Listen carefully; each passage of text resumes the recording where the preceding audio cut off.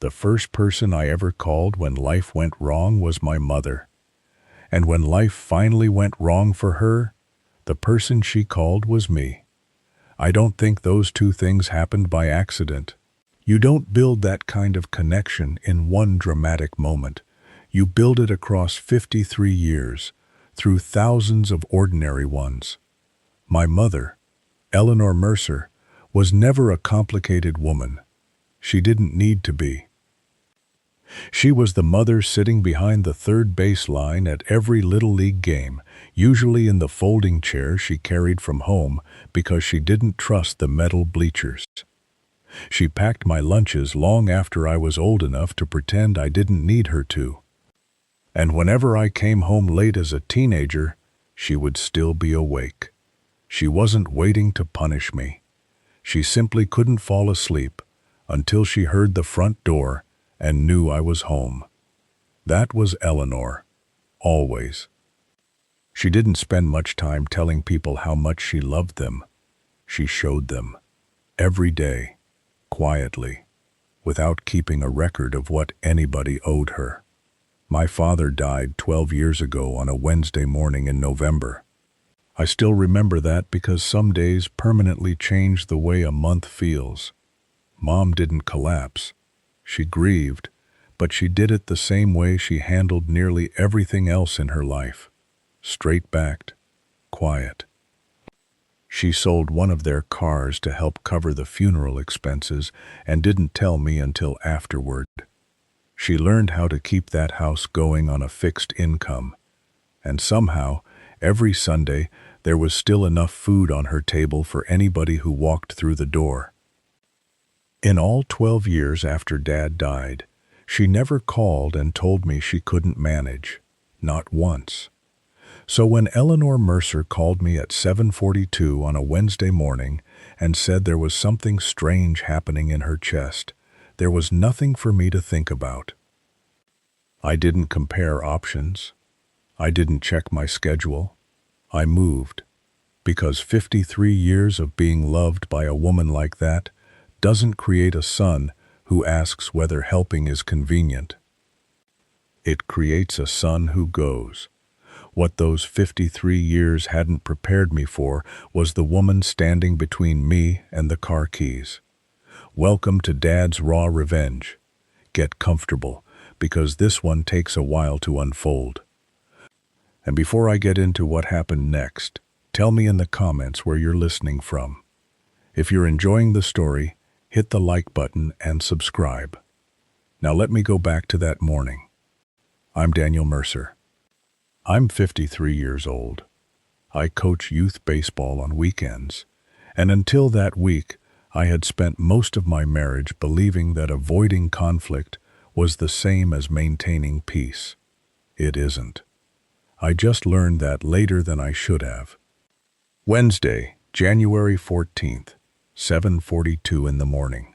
I was standing in our kitchen, watching coffee drip into the pot, when my phone vibrated on the counter. Mom, I answered before the second ring finished. Daniel.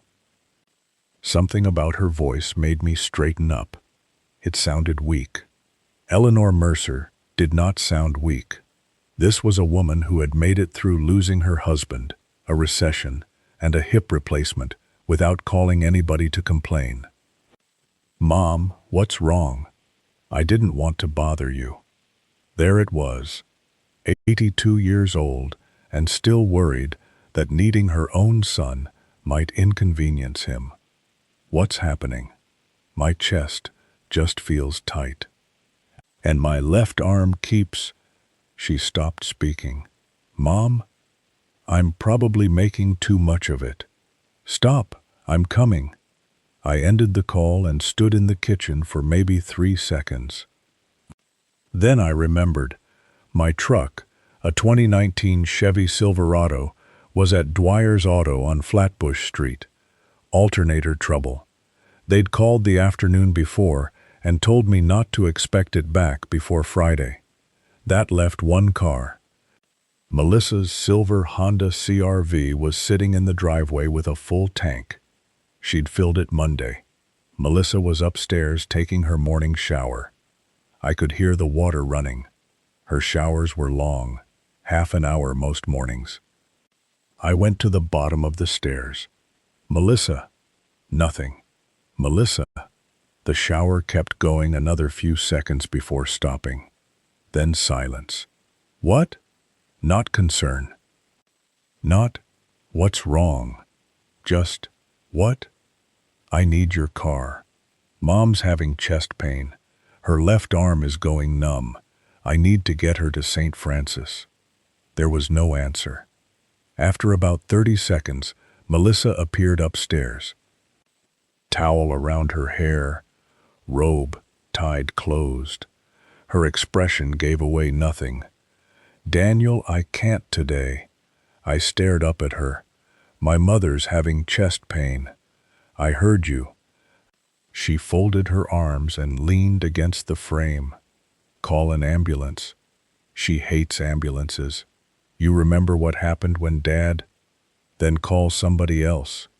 She turned toward the bedroom. I've got work all day, and I'm having dinner with Denise and the girls tonight. I'm not spending the day sitting around a hospital. For a second, I honestly thought I had misunderstood her. Melissa. My voice sounded quieter than I expected. Her left arm is going numb. She stopped and turned only halfway around. I'll remember her face for the rest of my life. There wasn't panic in it, no guilt, not even irritation exactly.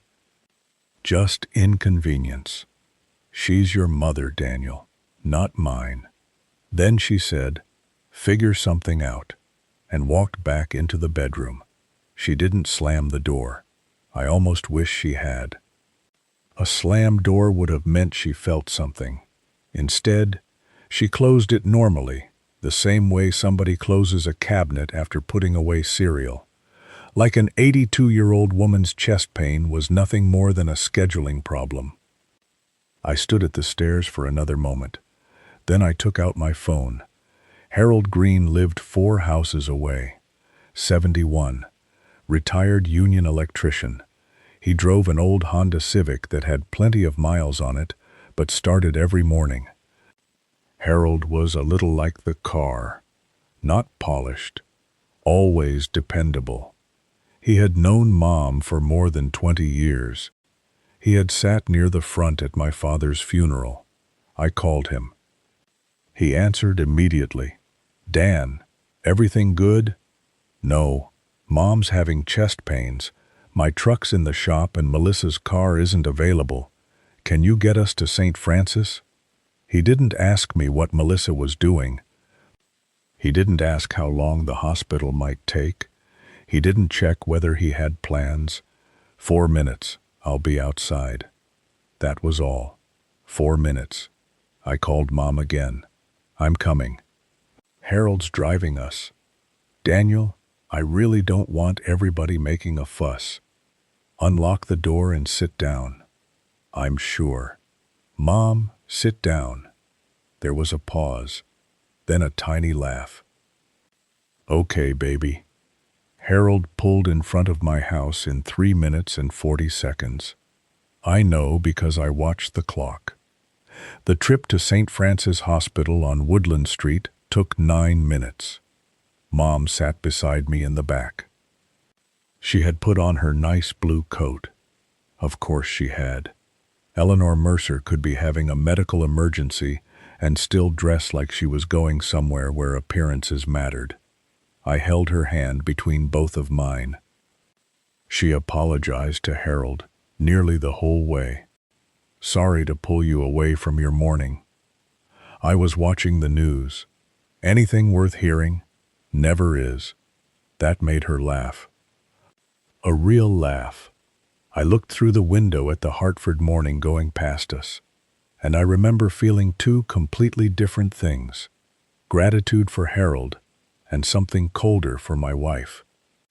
I didn't try to understand that second feeling yet. I just carried it with me into the hospital. The emergency department was already crowded when we arrived at 8:27.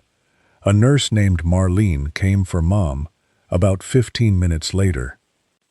Broad shoulders, quick movements, no wasted conversation. She had the look of someone who had seen every kind of panic and learned not to borrow any of it. The doctor was Dr. Adrian Foster, tall, steady voice, careful hands. He listened to Mom, asked questions, and then said, "Mrs. Mercer, we're going to run an EKG and check your enzyme levels. At your age, these symptoms aren't something we guess about." Mom looked over at me.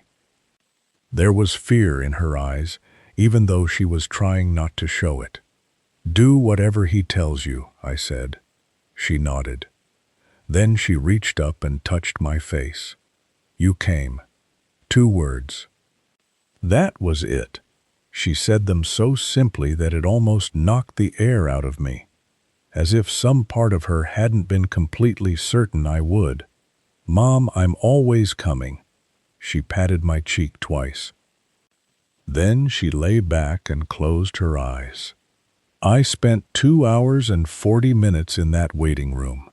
Hard plastic chair, bad lighting, a game show playing silently from a television mounted near the ceiling.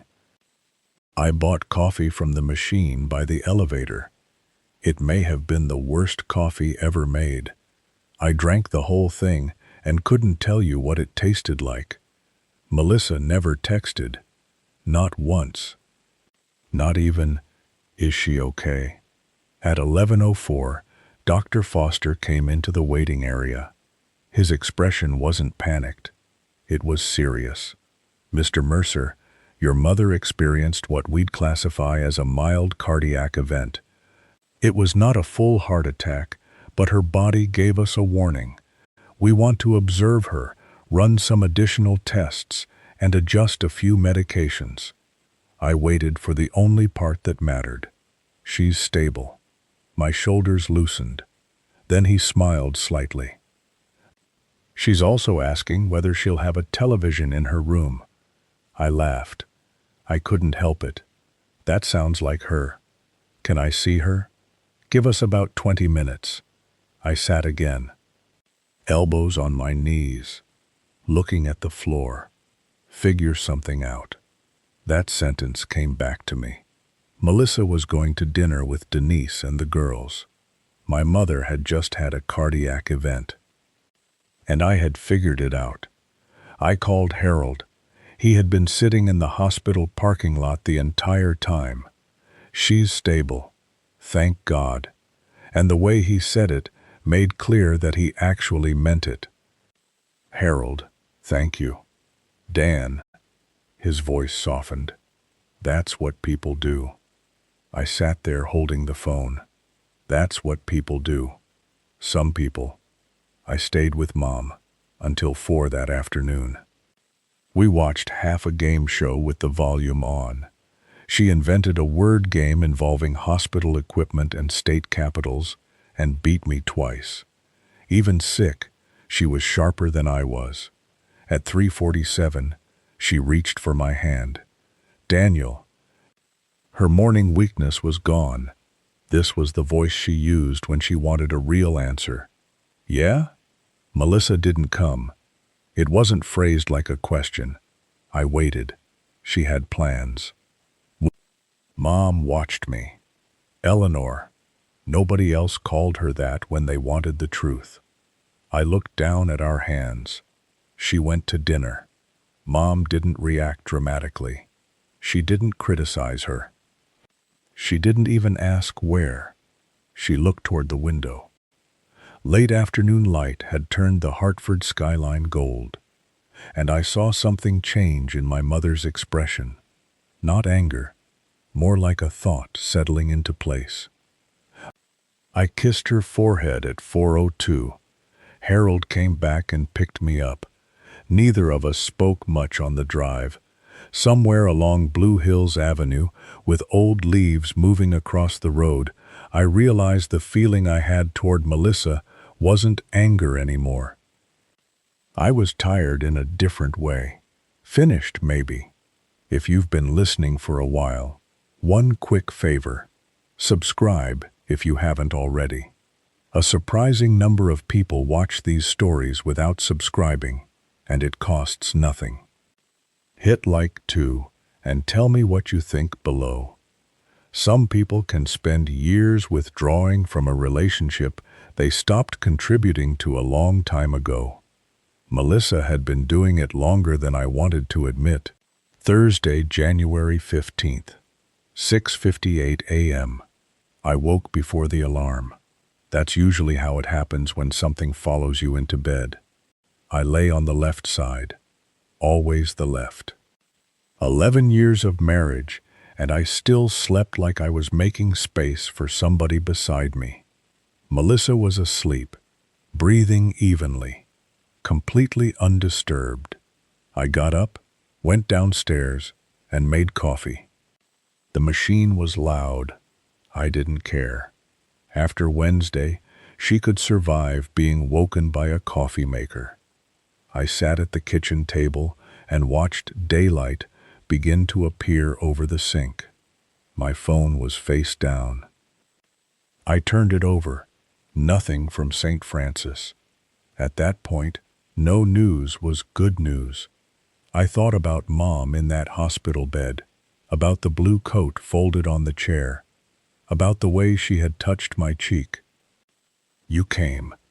82 years of giving compressed into 2 words. She had always come for me. Every time. No negotiations. No calculation. Going when she needed me was the minimum I owed her. I was finishing my second cup when Melissa came downstairs, still in her robe. She glanced at me. Then the coffee. You made coffee. I've made it almost every morning for 11 years.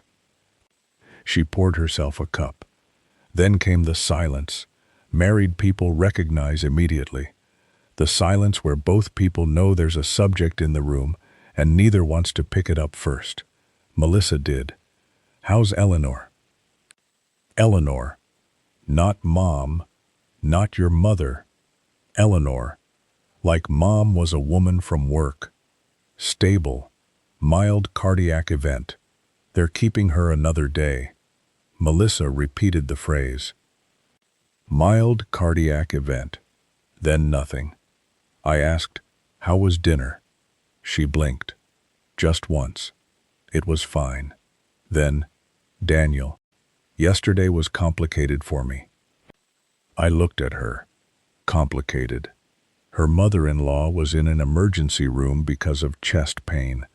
Melissa was at dinner. But complicated. Daniel, I'm trying to explain. Melissa. I said her name the way Mom had said mine. Flat. Enough. She stopped. I'm not doing this right now. I'm just saying. I know what you're saying. I heard it yesterday at the stairs. I stood, rinsed my mug, picked up my phone, jacket, and spare keys. Where are you going? To see my mother. I didn't turn around. Harold drove me again. He didn't question me. Didn't make comments about my marriage. He simply drove. One hand on the steering wheel. Old country music low on the radio. That's a kind of friendship you don't appreciate fully until you need it. We reached St. Francis at 8:40. I'll be here, Harold said. You don't need to sit here again. He looked over the top of his glasses. Dan, I'll be here. Make a permanent note of people like that. Mom was upright when I walked into her room. Her color looked better. She had changed into her own nightgown because she'd apparently decided one night in a hospital gown was enough. Reading glasses on, crossword book open. The second she saw me, she said, 7 letters, betray. I stopped at the door. She looked at me over the glasses. For the crossword, Daniel. I laughed loudly enough that a nurse looked inside. Perfect, I said. P-E-R-F-E-C-T. She counted, filled the boxes, nodded. You always were the smart one. I'm your only child. Still the smart one. For a while, everything felt almost normal. She worked on the puzzle. I sat beside her. I drank another cup of terrible hospital coffee. And strangely, I didn't mind any of it. There was nowhere else I wanted to be. Then Mom closed the crossword book. She folded her hands. I want to call Stephen this morning. Stephen Carver, attorney, Hartford County, 31 years practicing law. He had handled Dad's estate. He had prepared Mom's will 6 years earlier. He was the kind of lawyer who spent more time listening than performing. I kept my voice neutral. Okay, I've been thinking since last night.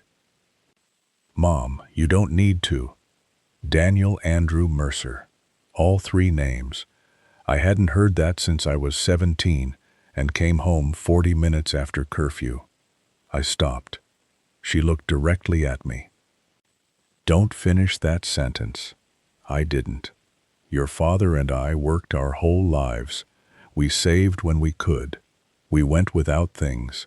We wanted what we built to end up somewhere that mattered. She paused. With people who showed up. I said nothing. Melissa didn't show up. I know. Not only yesterday. She picked up the crossword book, but didn't open it. She wasn't there when your father died. I remembered. She wasn't there when I had my hip replaced and needed rides for therapy. I remembered that too. 2 Christmases ago, when I had the flu, you left dinner to come check on me. She looked at me. And yesterday, when my heart was warning me, she had dinner. Each example brought back a different excuse I had made for Melissa. Mom didn't sound angry. That may have made it harder to hear. I'm not mad, Daniel. And she wasn't. I'm simply being accurate. Then she reached for her phone. From her glasses case, she removed a folded piece of paper. Stephen Carver's direct number, written in her handwriting. She had already decided. Want me to leave while you call him? Mom thought about it. No. Then, stay. 1 word. I stayed. She called at 9:22. He answered on the second ring. Stephen Carver. Stephen, it's Eleanor Mercer. I hope I'm not calling too early. His tone changed immediately. Mrs. Mercer. Never. How are you? I'm at St. Francis. Pause. I'm sorry to hear that. Is everything all right? Serious enough that I've had time to think clearly. That sounded exactly like her. Stephen, I want to update my documents, mainly the will. He didn't rush to respond. Of course. I'd like to do it today if you can come here. I can be there around 2. Good. She looked toward me. My son will be here. I'll see both of you then. She ended the call. Put the phone down. Picked up the crossword. As casually as if she had ordered lunch. I sat there struggling with what to say. Mom. She didn't look up. You don't need to do something for me because of what Melissa did. I'm not.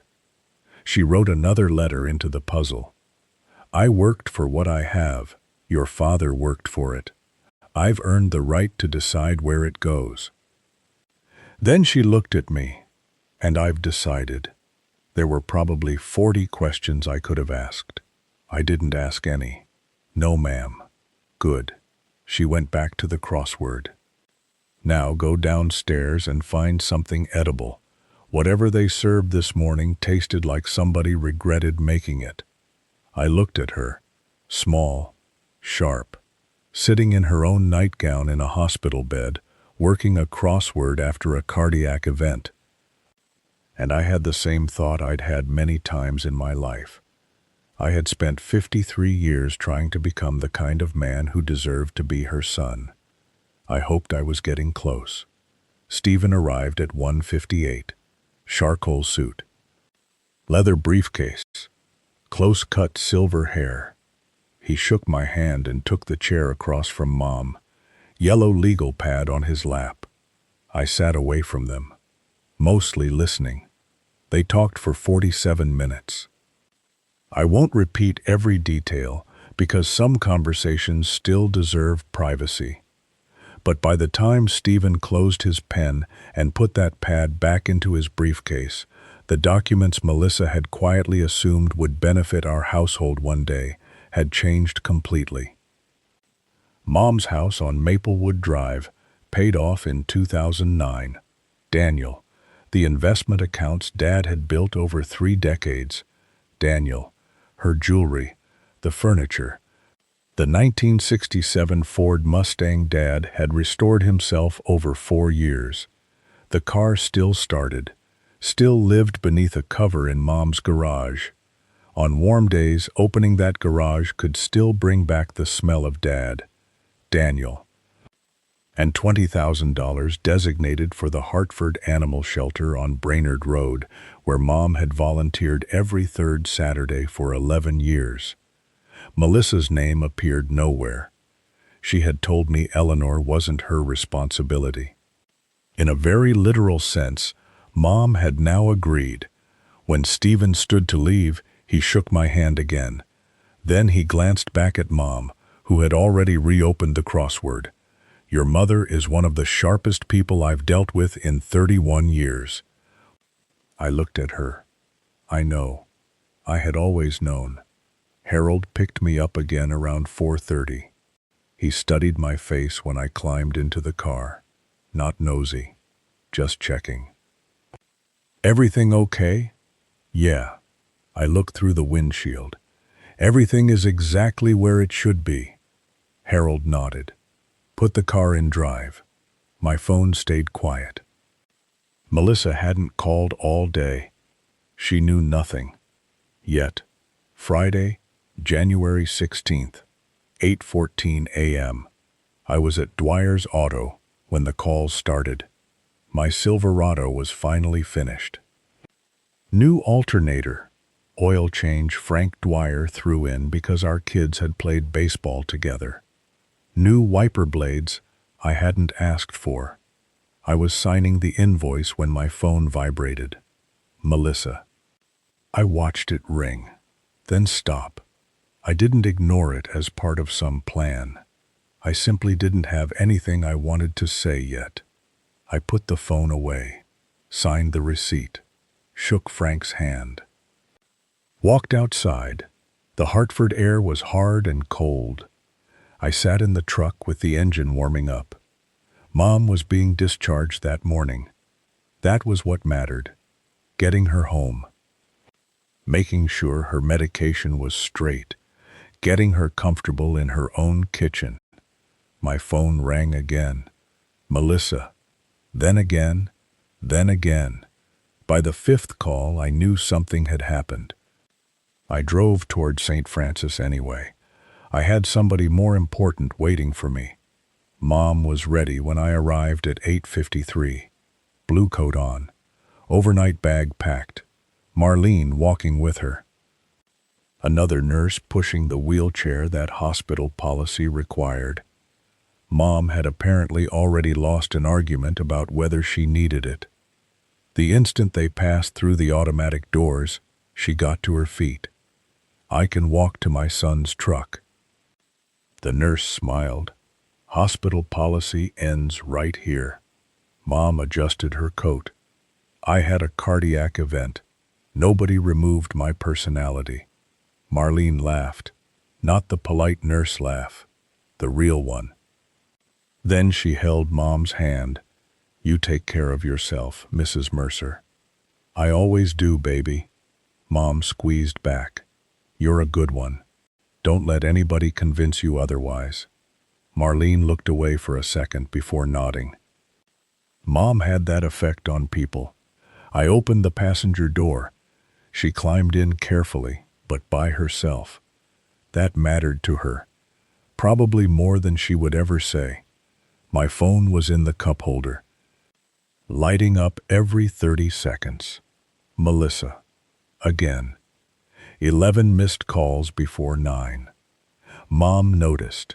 She didn't comment. She put on her seatbelt and looked through the window. There was something peaceful in her face, like somebody who had already made the decision everybody else was only beginning to understand. I drove her home first. Maplewood Drive, white colonial, green shutters, the house where I learned to ride a bicycle, the driveway where Dad taught me to change a tire, the kitchen table where I did homework, the place my parents had built together one careful year at a time. The oak tree had already dropped most of its leaves. The porch was swept. The old welcome mat still said home in faded letters. I had walked across that mat for years without seeing it. That morning, I noticed. Inside, I made Mom tea. Chamomile. Exactly 4 minutes. She had once told me that was how long she liked it steeped, and apparently my brain had filed the information permanently. I checked the thermostat, looked through the refrigerator, then sat across from her with the new medication bottles. This one's for blood pressure, twice a day with food. Mom wasn't looking at the bottle. She was watching me. Daniel? I stopped. Sit down. I sat. She reached across the table. Both of her hands covered mine. Small hands. Warm hands. The same hands that packed my lunches, buttoned my childhood coat, waved from the Little League sidelines, held mine in Harold's back seat on Wednesday morning. I need you to understand something, she said. I'm listening. What I changed in my will wasn't punishment. Her eyes were clear. No anger. No satisfaction. I did it because it felt right. She paused. Your father and I made a life. What we built should go to someone who understands what it means to build something with another person. She squeezed my hand. You understand? I did. Then her voice changed slightly. And I need you to think about your own life. I already knew where she was going. Not my money, not the house, none of that. She made a small gesture around the kitchen. Are you happy? I didn't answer. Are you loved the way you should be loved? Still nothing. You've been showing up alone for a long time, baby. That one landed. A man who keeps showing up should have somebody beside him when he does.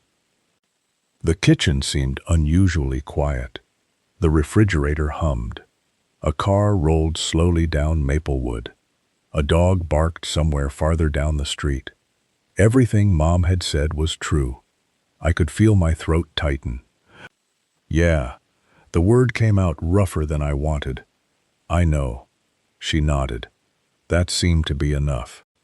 Then she patted my hand twice, released it, picked up her tea. So are you planning to answer that thing? My phone was vibrating on the table. Melissa, call 29. I looked at the screen, then at Mom. She raised one eyebrow. I turned the phone face down and let it vibrate against the wood until it stopped. Not yet. Mom's mouth moved at one corner. Not yet, she repeated. I'll come back tonight and tomorrow morning. She waved one hand. I know. I mean it. Daniel. She had put her glasses on again without me noticing. I know you mean it. You always have. I left Maplewood Drive at 1:15, drove home to Asylum Avenue. Melissa's silver CRV was in the driveway. I parked behind it. 34 missed calls. I sat in the truck for about a minute before going inside. Melissa was in the living room, sitting at the edge of the couch, still dressed for work, both hands around her phone. The second she saw me, she stood. Her face looked different, tired, eyes red. The control she usually carried around with her seemed cracked. Daniel. I hung my keys by the door. I've called you all day. I know. I thought about Wednesday. Mom in the hospital. Monitors across her chest. IV in her arm. The EKG. Blood tests. Dr. Foster explaining that her body had given her a warning. Then I pictured Melissa at dinner. Denise and the girls. The table. The meal. The evening continuing while my mother's heart struggled. I let myself remember that before looking at my wife. Did you know? Her voice cracked. About the will. Did you know she was going to do this? No. I turned fully toward her. I didn't know. Melissa touched her fingers to her mouth, then lowered them. She removed me completely. I didn't answer. Stephen Carver's office called to confirm that the changes had been filed. There it was. And Daniel, do you understand what this means? Everything we've been expecting. Melissa, I was surprisingly calm. I understand. Then talk to her. Fear slipped through her voice. Ask her to reconsider. Tell her this was a misunderstanding. I was going to go to the hospital. You just what? She stopped. I stepped closer, not threatening her, not yelling. I had no need to. You had dinner with Denise and the girls. Her face changed. My mother was lying in a hospital bed after a cardiac event. I kept my voice level. I spent hours under fluorescent lights in a plastic chair, drinking coffee from a machine. Then, Harold sat in the parking lot for 3 hours because he believed that's what people do. Melissa's color drained slowly. Mom made her choice, I said, the same way you made yours. She stared at me. Daniel, please. She spent 82 years showing up for people. My voice still hadn't risen. For Dad. For me. For people who needed her. I paused. She finally stopped assuming everyone else would do the same. Melissa looked at me for a long time. And something else reached her. It wasn't only fear about money anymore. For the first time, I think she realized the real thing she had lost might be me. The Daniel standing in that living room wasn't the same husband who had stood at the bottom of the stairs Wednesday morning waiting for her to change her mind. That version of me was gone. Melissa's phone vibrated. She glanced down. Mom's name was on the screen. Then she looked at me. There was hope in her expression. Just a little. I looked back at her and felt something inside me loosen. The final thread I'd been holding for 11 years. It didn't snap dramatically. It simply stopped carrying weight. I reached for my keys. I'm going to check on Mom. I opened the front door. Cold Hartford air came in. Then I stopped, turned once. Melissa was standing in the living room with the phone still in her hand. Mom's name still glowing on the screen. 38 calls worth of consequence written across her face. You might want to answer that. Then I walked outside and closed the door. I exhaled on the porch. A long breath. The kind you don't realize you've been holding until it finally leaves. January air hit my face. Cold. Clean. And for the first time in years, I understood exactly where I was. I wasn't furious. I wasn't plotting. I didn't feel victorious. I felt clear. For years I had told myself my marriage was fine because there hadn't been one catastrophic event big enough to force me to admit otherwise. I softened arguments, made excuses, swallowed frustration, slept on the left side of the bed while leaving space beside me for somebody who had stopped moving toward me years earlier. Standing on that porch, I finally understood something. For 11 years, I had called what I was doing marriage. A lot of it had actually been endurance. The hospital didn't create the problem. Mom lying there after a cardiac event while Melissa sat at dinner didn't suddenly plant some new doubt in my head. It simply removed all the excuses around something that had already been there. I walked to my truck, started the engine. The radio came on quietly, an old song, the kind Dad used to hum while working in the garage on Saturday mornings. I let it play. I didn't make 10 decisions that night. I made one. I wasn't going back inside that house. Not that evening. And somewhere beneath everything I was still unwilling to say out loud, I already knew it probably wasn't only for one evening. Love deserves loyalty. And loyalty deserves to mean something. If you enjoyed this story, join the community by liking the video and subscribing for more raw family stories. I'll see you in the next one.